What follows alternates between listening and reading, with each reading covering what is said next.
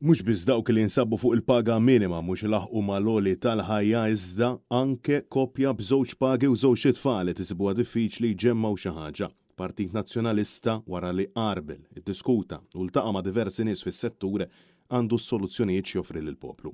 Sostna dan il-kap tal-Partit Nazzjonalista Bernard Grech f'intervista minn Drazzo Pardi fuq l-RTK kif insista dwar il-fatt li l-gvern jonfroq flus il-poplu bl-aqal u li l-ekonomija għandha tkompli tikber permezz ta' impjiegi ta' kwalità. Bernard Grech insista il-gvern ġdid nazzjonalista jifforma fond biex jindirizzaw l-ispejjeż loġistiċi jellimina t-taxxa minn fuq l-għajnuna tal-kola u jgħin lin-negozji biex jesportaw ix-xogħol u l-materjal tagħhom.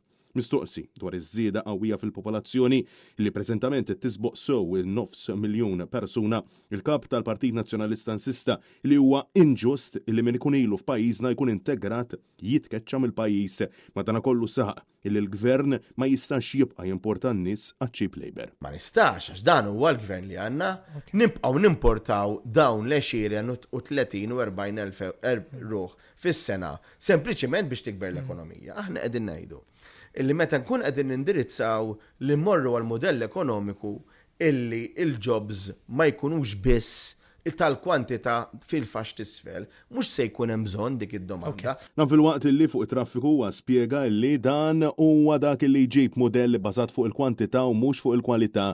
Il-kap tal-Partit Nazzjonalista spjega biex jiġu incentivati persuni li jixtiequ jneħħu l-karozzi tagħhom u bekk ikun hawn inqas traffiku, iżjed parkeġġi u aktar servizz ta' trasport effiċjenti. Ejja ninċentivaw fost oħrajn. Il-min imur għal modi differenti ta' traffiku. Ejja ninċentivaw il-min inaħħi l-karozza tiegħu dik il-familja li tnaħħi l-karozza tagħha l-5 snin aħna nagħtuha grant ta' 10,000 euro. Imma ma tistax iddaħħal karozza fi żmien 5 snin u allura hemmhekk qegħdin nittakiljaw mhux biss inqas karozzi li jkunu fit-toroq imma anke inqas karozzi ipparkjati. Mistoqsi dwar ir-rapport tal-Ombudsman li kundanna tmexxija tal-ħabs taħt ir-responsabilità tal-Ministru Byron Camilleri u tmexxija tal-Kurunell Alex Dalli, Bernard Grech saħaq li ma jistax ikun illi min jiżbalja jiġi premjat u ħadd ma jerfa' responsabilità. Issa int li qed tisma' tibqa' sejrin hekk. Ta' parsi qed isir l-affarijiet sew u qegħdin jitmejlu bina f'wiċċna. Xi ħadd li għamel ħażin. Nippremjaw u nirdupjawlu l-paga li.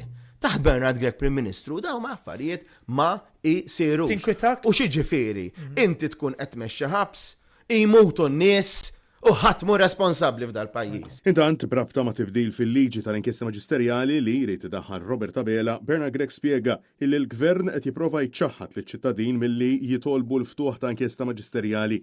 Dan fil-waqt illi diversi inkjesti mitluba biċ-ċittadin spiċċaw ġabu lill-Gvern Laburista fl-enti pessima.